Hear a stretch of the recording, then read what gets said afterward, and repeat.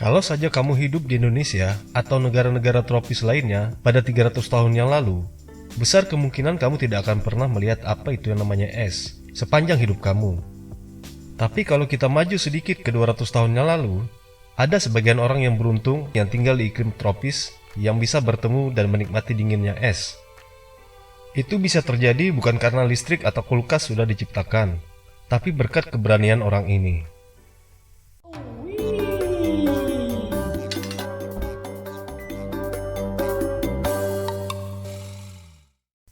Sebelum tahun 1900-an, mengkonsumsi makanan atau minuman dingin di cuaca yang sedang panas bukanlah kebiasaan yang lumrah dilakukan orang.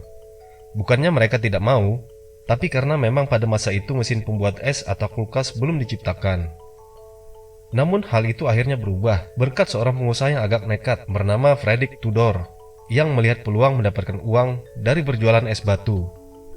Idenya adalah dengan mengambil es batu dari alam di tempatnya tinggal di Massachusetts, New England, Amerika Serikat, dan kemudian membawanya dan menjualnya ke daerah yang bersuhu panas. Tudor berencana memanen es dari sungai dan danau yang membeku, dengan memotongnya menjadi seukuran blok-blok yang besar, mengangkutnya ke kapal, dan mengirimkannya ke Kepulauan Karibia.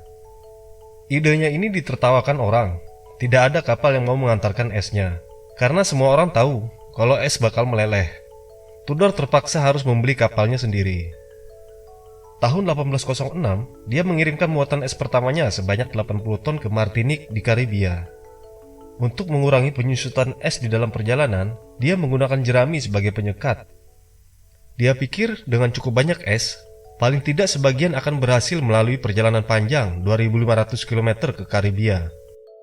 Dan dia benar, sebagian kecil es batunya berhasil mencapai Karibia. Tapi ternyata, menjual es batu di daerah bersuhu panas tidaklah semudah yang diduga Tudor. Orang-orang menanggapinya dengan dingin. Tidak ada yang tertarik dengan esnya.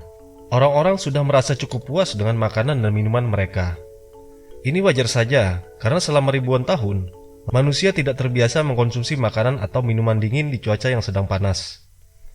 Walhasil, bisnis es Tudor tidak menghasilkan keuntungan bahkan sampai beberapa tahun berikutnya. Dia tidak menyerah. Dia pikir kalau tidak ada permintaan untuk esnya, maka dia yang akan menciptakan permintaan itu.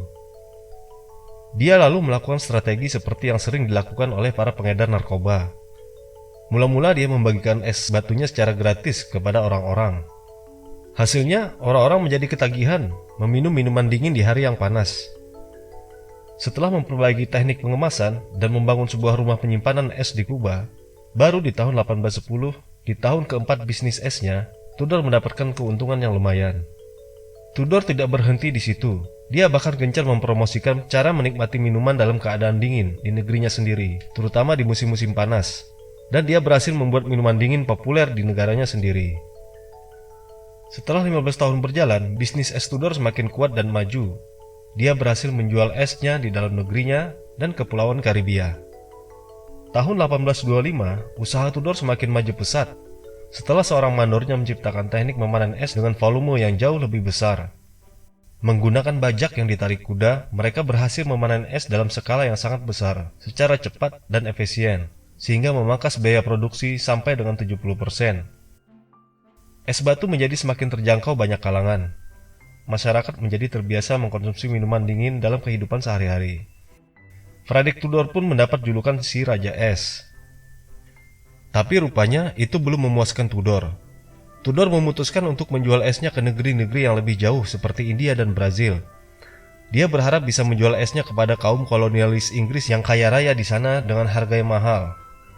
Tahun 1833, Tudor mengirimkan kargo es pertamanya, menempuh perjalanan separuh bola dunia dengan waktu tempuh lebih dari 2 bulan, sejauh 22.000 km menuju Kalkuta, India.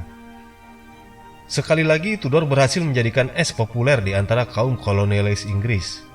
Mereka sering mengadakan pesta dengan suguhan minuman dingin dari es yang dibawa Tudor. Kalau pakai nilai mata uang sekarang, Tudor menjual es batunya di India seharga kurang lebih Rp28.000 per kilonya. Tidak lama kemudian, Tudor melanjutkan perluasan pasarnya hingga ke Inggris, ke Brazil, ke Afrika Selatan, ke Hong Kong, bahkan sampai ke Australia, di mana dia menjualnya seharga setara dengan Rp55.000 per kilonya. Perdagangan es batu yang dipelopori Tudor ini tidak hanya merevolusi cara orang menikmati minuman atau makanan.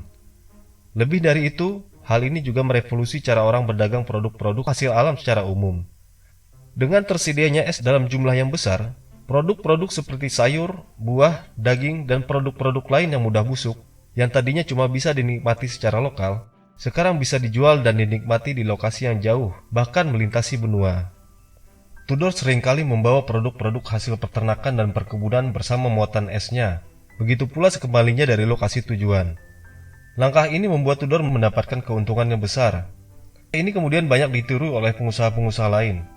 Hal ini membuat dunia sadar betapa penting, bermanfaat, dan menguntungkannya peran es untuk perdagangan komoditas. Inilah akhirnya yang mendorong penciptaan mesin pembuat es. Tentu saja tidak ada yang abadi di dunia ini. Itu juga berlaku di dunia bisnis. Perdagangan es alam mengalami kemunduran di awal tahun 1900-an untuk alasan yang sepertinya tidak perlu dijelaskan. Tapi sepertinya hal ini tidak menjadi terlalu masalah buat Tudor. Karena paling tidak bagi Tudor, dia sudah melaksanakan idenya dan sudah membuktikan kalau idenya bisa berhasil dan sudah membuatnya menjadi sangat kaya raya.